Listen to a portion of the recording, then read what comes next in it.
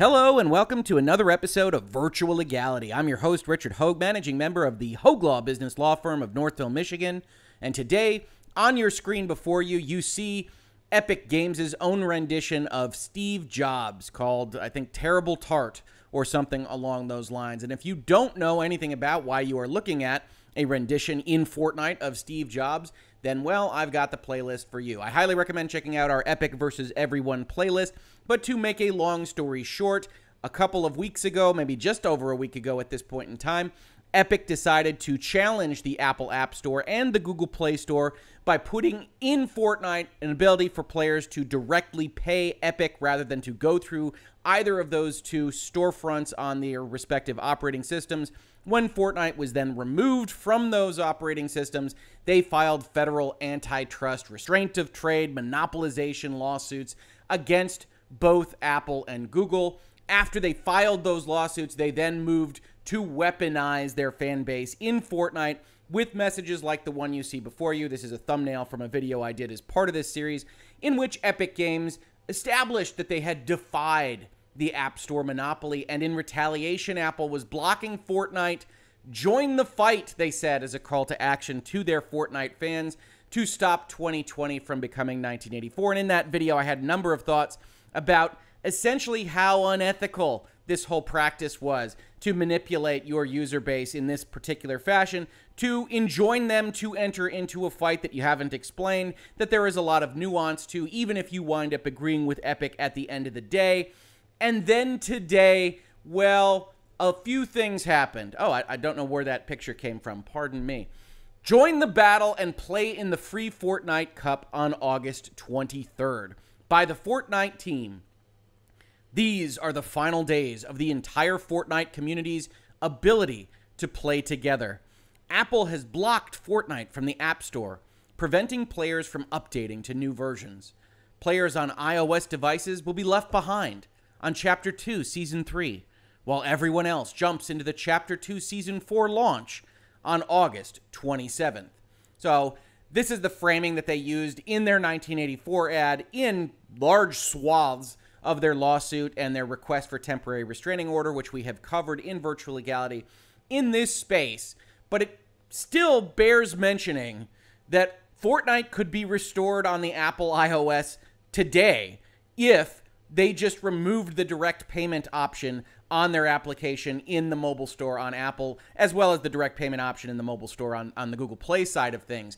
And they don't want to do that. Now, understand from a legal perspective, they aren't asking for damages. They have asked the court essentially just to enjoin Apple and Google from having these terms and conditions in their contract, specifically the 30% split that Apple and Google respectively receive in the sales of apps and in-app purchases on their storefronts. And Apple and Google say, hey, you aren't allowed to go and have a different payment option. This is the agreement. This is how you get access to our store and our market and our fan base. And I know a number of you are very passionate about these kinds of questions. And I have said in this space that I don't think that Epic has a very strong case against Apple and Google and that they signed the contract. There's very limited evidence, if any, that Apple or Google are exerting any kind of monopolistic pressure, that the 30% cut for both in-app purchases and apps in general mirrors that of digital storefronts across industries, across spectrums, PlayStation, Xbox, PC, everywhere else.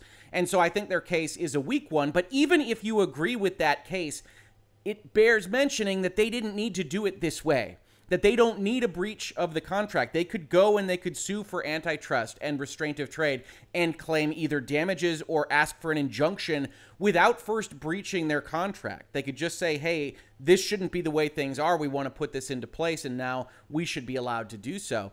Instead, what they have done is they have intentionally violated the rules and are now complaining about it. And worse, they're actually essentially having a party about it, saying, hey, Apple is stopping you from playing our game, even though we could restore it on Apple tomorrow and continue to make the $700 million in 2 years that we have made through the sales on the iOS already. But we don't want to do that because we want to use Fortnite as a hostage. Continuing, they say, celebrate the quest for one more victory royale with friends across all platforms, italicized, highlighted, in the Hashtag Freefortnite Cup this Sunday, August 23rd. drop in for an opportunity to win more prizes than ever before, including the new Tart Tycoon outfit, gaming hardware, and exclusive apparel. Sorry, it's Tart Tycoon and not Terrible Tart or whatever I said to begin with. This is their marketing. This is their picture. Free Fortnite cup. You can see the little Free Fortnite with the Apple colorization on the llama logo to once again connect their issues with Apple. One of the really interesting things about all this is maybe they weren't anticipating that Google and Android would do the very same thing that Apple would do. I don't know why, but this is all directed specifically at Apple.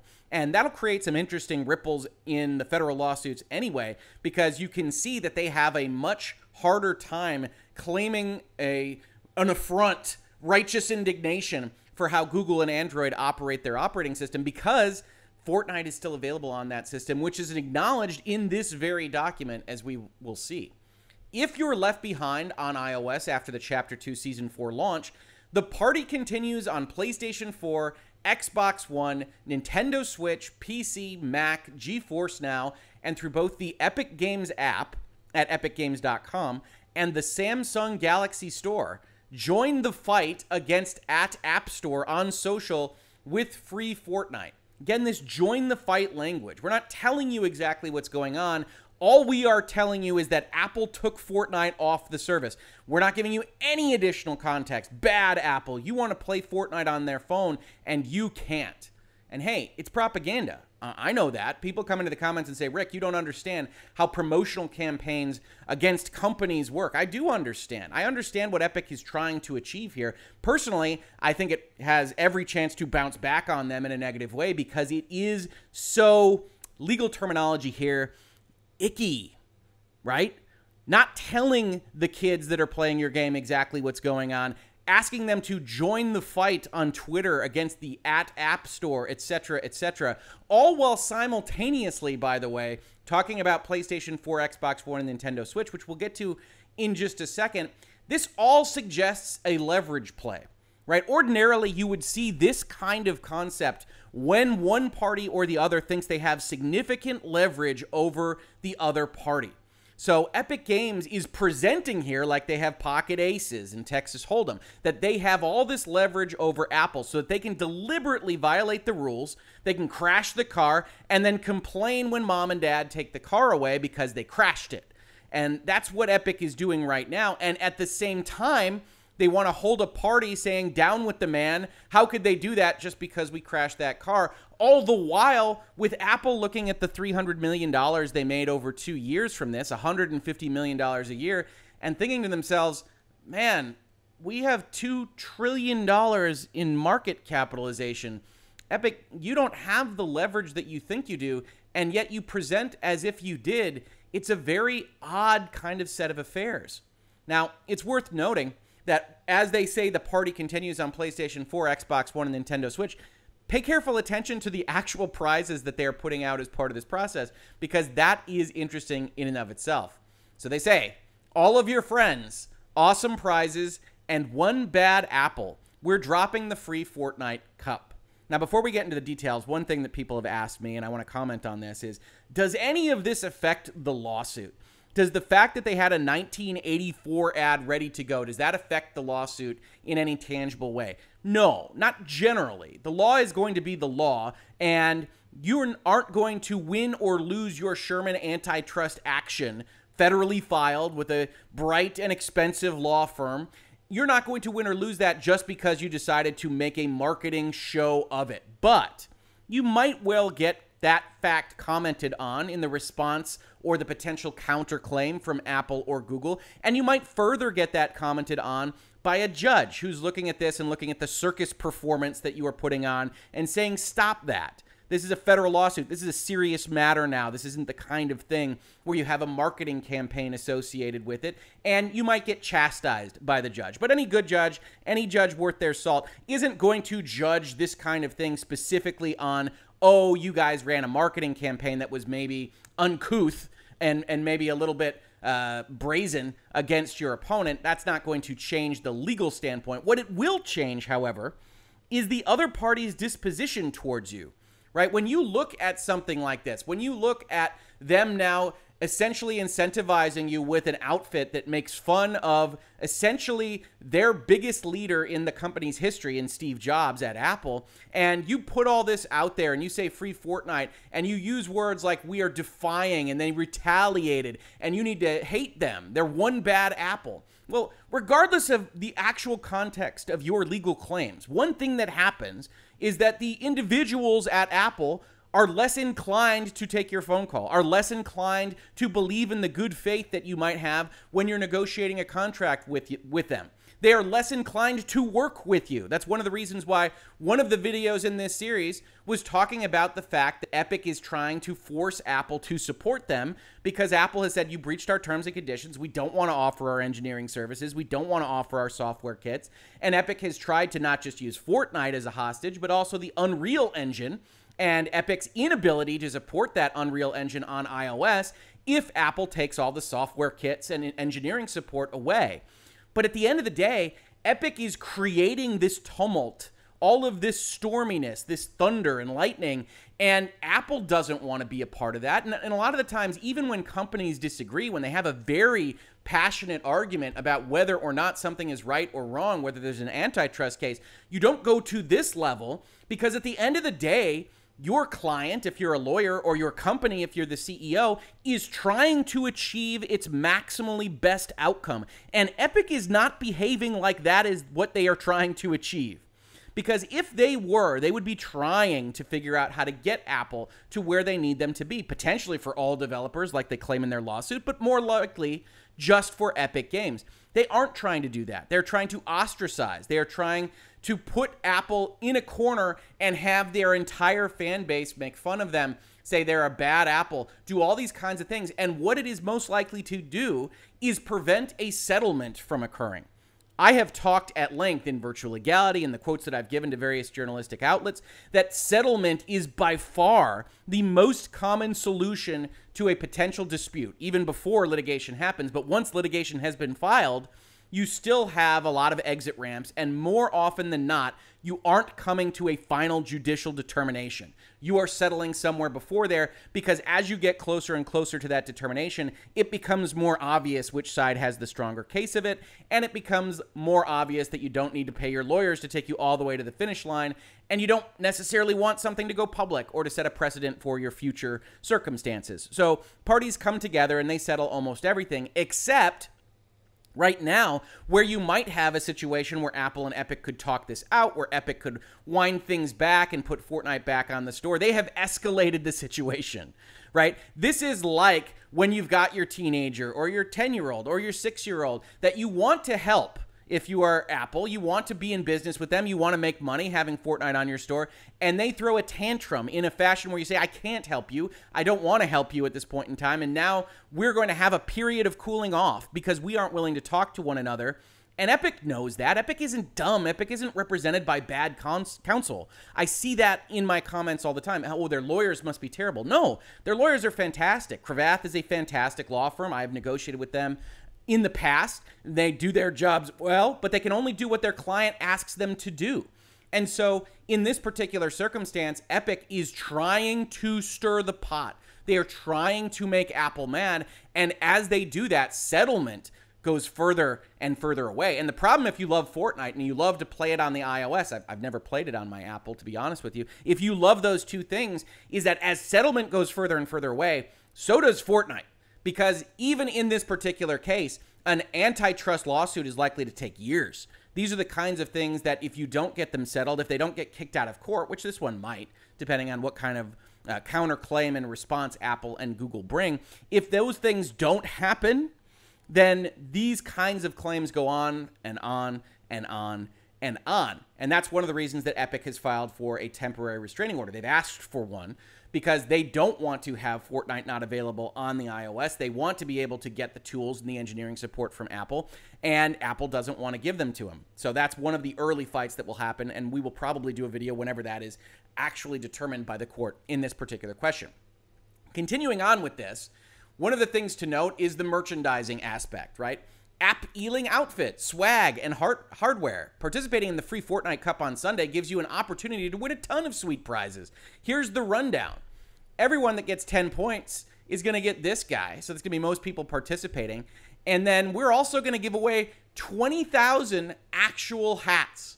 Now, if you could see full res on this, this actually looks like a mock-up of taking their free Fortnite logo, which uses the Think Different Apple kind of concept and puts it on a hat. This isn't the final, I wouldn't guess. This just looks to be like somebody put the image of the free Fortnite logo that they had developed and put it on a picture of a hat.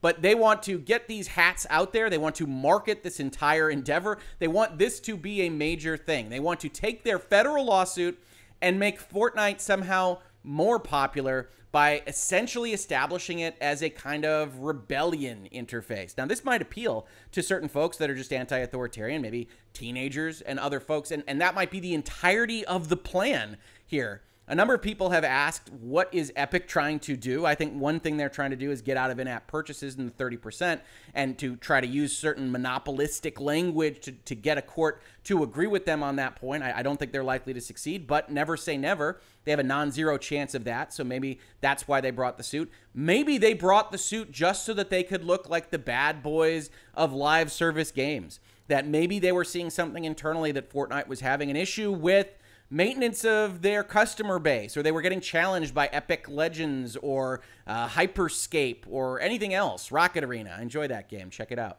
And they wanted to help stir the pot in order to get people on board. And if they can position Epic as the rebellious teenagers of video games fighting against mom and dad, Apple and Google, then they might be able to foment more business. When you see the 1984 ads, when you see the free Fortnite tournament, when you see them getting hats out there, when you see them putting out Steve Jobs Apple outfits, that's what I tend to believe.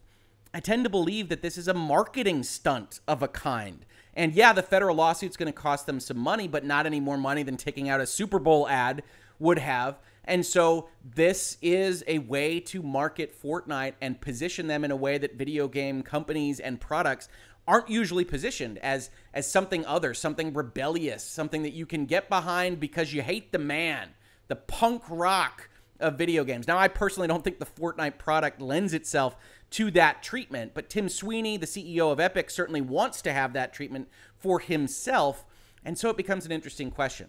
Now, I said I'd get back to the game console question, and I will. Additionally, we're giving away 1,200 pieces of gaming hardware, phones, consoles, and PCs. Just because you can't play on iOS doesn't mean there aren't other awesome places to play Fortnite. Be one of the top 1,200 Apple eaters globally to win one of these prizes. Apple eaters, pretty good PR, huh? An Alienware gaming laptop, a Samsung Galaxy Tab S7, a OnePlus 8, a PlayStation 4 Pro, an Xbox One X, and a Nintendo Switch. Now, a couple of interesting things to note here, right? So the Samsung Galaxy and I think the OnePlus 8, they run Android. The PlayStation 4 Pro, the Xbox One X, and the Nintendo Switch are all walled gardens for apps and in-app purchases. And one of the things that we pointed out when we were discussing their claims in this case is that there is nothing to differentiate what they want to do to the iPhone in particular from how the PlayStation operates or the Xbox or the Nintendo eShop.